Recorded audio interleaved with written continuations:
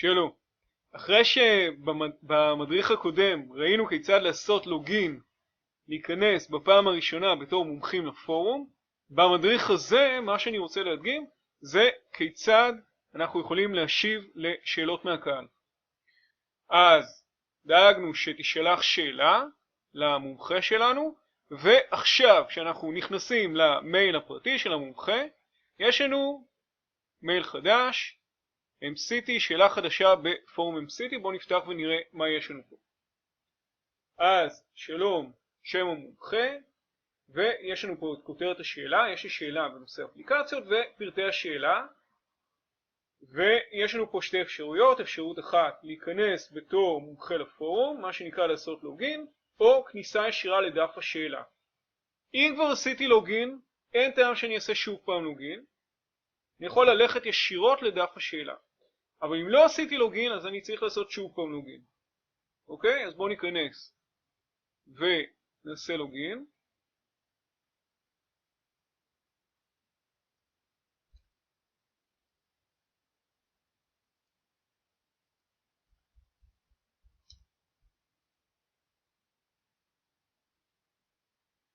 ועכשיו, אחרי שעשיתי לוגין, אני בעצם יכול ללחוץ על הקישור לדף השאלה. אני יכול לראות שאין תשובה, אני יכול גם לראות את התאריך שבו נשלחה השאלה. וכשאני נכנס לדף השאלה, אני יכול לראות קודם כל את התוכן של השאלה שמגיעה מהקהל. אז בואו נראה. קודם כל, לערוך את השאלה שהגיעה מהקהל, יש לנו פה את הכותרת, זה כותרת השאלה שמופנית אליי, ותוכן השאלה.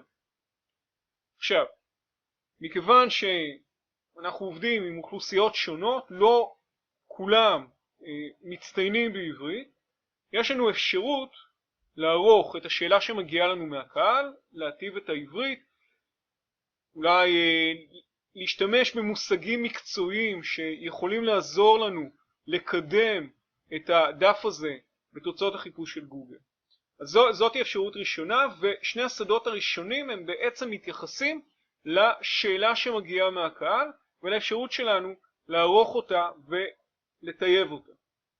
ואחר כך יש לנו את ערוך את תשובת המומחה, כאשר לגבי תשובת המומחה, התשובה מתחילה בשלום עם השם של הפונה. במקרה הזה השם של הפונה הוא ישראל ישראלי, לכן התשובה מתחילה בשלום ישראל ישראלי. אני גם יכול לבחור לדוגמה למחוק את השם אם אני רוצה, אבל במקרה הזה אני אשאיר, ואחר כך בעצם אני יכול להקליט פה את תוכן התשובה שלי, ובסוף צריך רק להקפיד לשמור.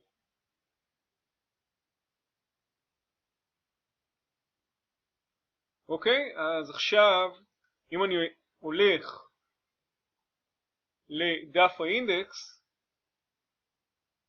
את זה אני יכול לעשות מפה, מהקישורים האלה. אני יכול ללכת ישירות לפורום המומחים של עיתונט, לקישור שמוביל לדף של פורום המומחים של עיתונט, אז אני יכול לראות את השאלה, ויש לי גם אופציה נוספת. אם אני שוב פעם חוזר לדף העריכה שלי, ידי לחיצה על הקישור פה למעלה בפס האדום, אני הולך לדף השאלה. עכשיו אני רואה שלשאלה כבר יש תשובה. לחיצה לדף השאלה,